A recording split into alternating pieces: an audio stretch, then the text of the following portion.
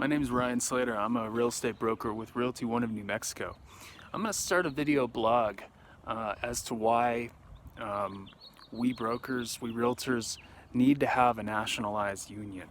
Much like actors have the Screen Actors Guild Award, of which I've been a member since 1993. A lot of realtors will immediately say that you can't have a union because of antitrust laws. Antitrust laws that were created in the early 1900s and were established not to prevent competition between brokers, but were to prevent competition between sites like Zillow from merging with other conglomerates like Trulia. And what's happened? The thing is, realtors are going the way of the taxi driver. They're going to become obsolete, taken over by capitalism, taken over by, in a free market, taken over by, in our case, Zillow. Zillow will eventually become the only way you can buy and sell houses. It's already starting to take their own listings and even offer their own mortgages. And they're doing it at a reduced, at a transactional fee of $500. What kind of realtor can compete with such a thing? It's impossible. This is my COVID-19 precaution here. Can you imagine, at that point, it's going to be a peer-to-peer transaction, much in the way of Craigslist, where you'll have a young person approach an older person and ask, "Can I purchase your house with Bitcoin?" Imagine the scams that are going to ensue. It's going to be rampant. Lawsuits. The reason why you hire a realtor is because you're protected by E&O insurance. These are people who have a fiduciary duty to represent your interests. And when everyone sues each other, which they will, there's going to be someone who is covered by E&O insurance to represent your behalf and keep you out of court. And that's going to happen. But here we are. In the next 10 years, I predict there won't be realtors. I'm at my listing here in Tanawan. It's a country club. This house was originally listed for $875, and now it's a short sale. My client is a investor.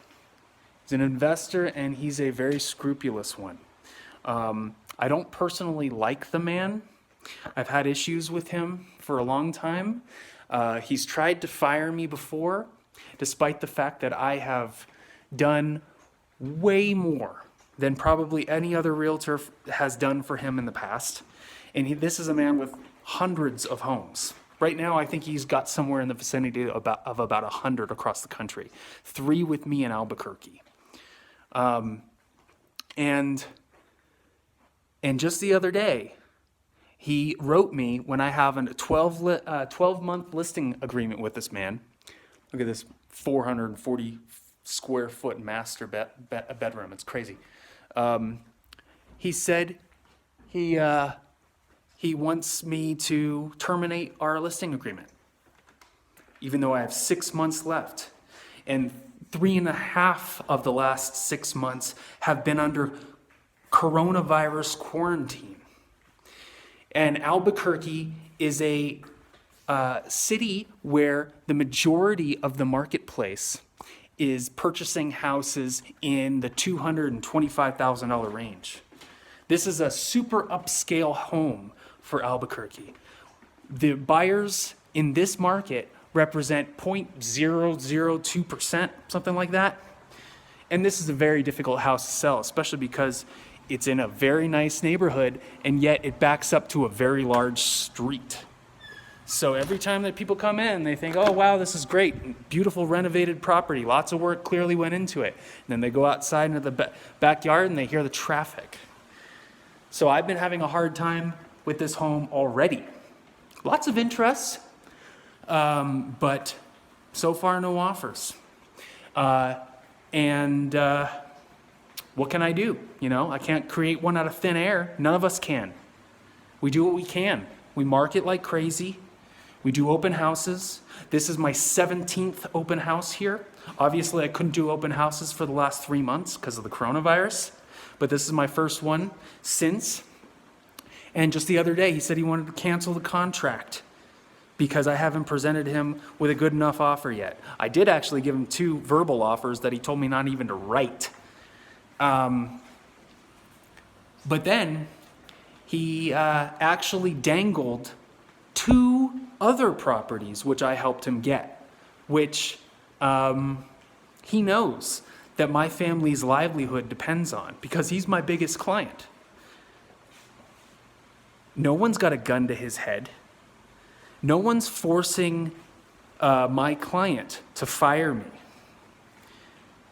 So when he's dangling 2 properties that he knows my life depends on and say, you comply or else I take your properties that your life depends on away, what is that? That's called extortion. And if I don't comply, what's going to happen? Regardless of whether I do or not. Right now I have this listing hostage because I told him I won't do it. And I told him I'd take him to court over it. My qualifying broker doesn't want to do it. She's sick of going to court with scrupulous clients like mine. But she's done it many times. But she's sick of it. She doesn't want to do it with me. She told me. So who's protecting us? Who's protecting me? No one.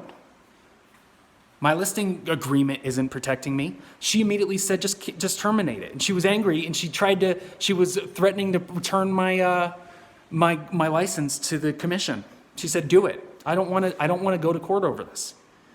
But I told her it's extremely important. So she suggested I negotiate with him and offer to terminate the listing a few months earlier than originally intended. So I did. I offered that. I haven't actually even heard back. So right now I'm doing an open house and not even sure if he's okay with me doing it. But I technically am the listing agent, so I'm going to keep doing it. But that's not a civil offense. That's criminal. Extortion is a criminal crime. And there's nothing to protect us from that. And what happens if I say no? What happens because I'm already taking a reduced commission for this guy. He insists, even though we had a verbal agreement that whatever houses I help him get, I'm going to get the listing, 6%, 3 for the buyer's agent, 3 for the seller's agent. And what happens? Just before writing the listing agreement, I only pay my brokers 5%. So take it or leave it. I'm going to go to the next scab who walks across the picket lines to undercut you, even though you've worked your ass off, done all the work for me. Even this is a buyer that's not even here. My client isn't even in my state. I'm the one finding him all these properties. I'm the one telling him what the ARVs are after they renovate them. I'm the one managing him. He's not even here. As far as I know, he's only seen this house twice. I deal with his assistant mostly because he doesn't even answer the phone when I call. Guy hasn't even been here. I'm the one telling the contractors what to do. I'm the one cleaning up. I'm the one maintaining the property, maintaining the yard. I'm the one coming here and picking the weeds. We're in the desert. There's weeds they're relentless. I've been doing that. Just the other day, I was going to do it again because the assistant called me and asked me to go pick the weeds again, and I was going to do it. And then 5 minutes later, I received the email from my client saying that he wants to terminate the agreement. Oh, so you don't want me to go pick the weeds for a 3rd time again? He said, yeah, I think that's a safe assumption. And what can we do? We need to have a union. If we don't come together and unionize, our job will become obsolete. Don't give me that antitrust law bullshit.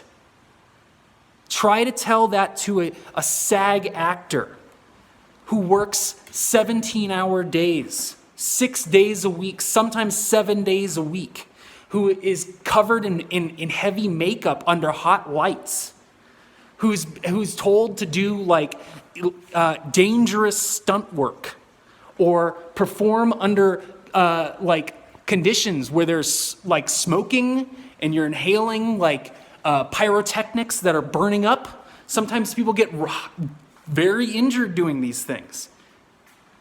You try to tell me that one of those actors is going to claim that antitrust laws are unfair to other actors like me who want to work for cheaper. You know what an actor makes? Day player gets $897 plus 10% for their agent. You know how many times a typical actor works in a year? If the ones who are lucky, the ones who are working, might get 2 jobs. That's typical.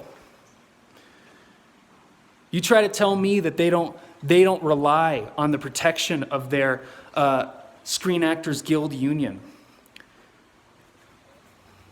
to keep scrupulous producers from offering less and less and less and less and less until they're literally offering nothing. They're saying, and that's the majority of work for actors these days. Oh, this is good for your demo reel. Well, that's great. So, do you real? I know what you guys put in because I've been working as a realtor for over 4 years now. And I've been an actor my entire life. Been an actor since 1990, a SAG actor since 1993. I've been acting since 1991. I'm 37. So it's been a while. I can tell you, we need to have a union. We need to unionize. Together we are strong. NAR does nothing for us. What do they do for us? They don't even tell buyers that you need to hire a buyer broker. That hiring a buyer broker is free because only sellers pay commissions. And the reason is so that they don't get screwed in the transaction. Because when they call off a listing sign thinking, oh, I'll get around the realtor because I don't want to pay commissions, so I'll just go up to the sign and call off the sign. Well, they don't know they're calling the listing broker. They don't know that. They think they're calling the owner. And then when the listing broker gets that call, cha-ching, they get 2 commissions. And meanwhile, the buyer's thinking, oh, wow, I don't have to pay a commission. And they put their offer in, and then suddenly 20 more offers come in at the same time. Oh, sorry, that offer's not high enough. You're going to have to come up. But they don't know that. Why? NAR doesn't want to do a PSA explaining the importance of buyer brokers. We need to unionize. We need to stand up nationally. We need to come together. My name's Ryan Slater. I'm a broker with Realty One of New Mexico, and I'm helping everyone start a union.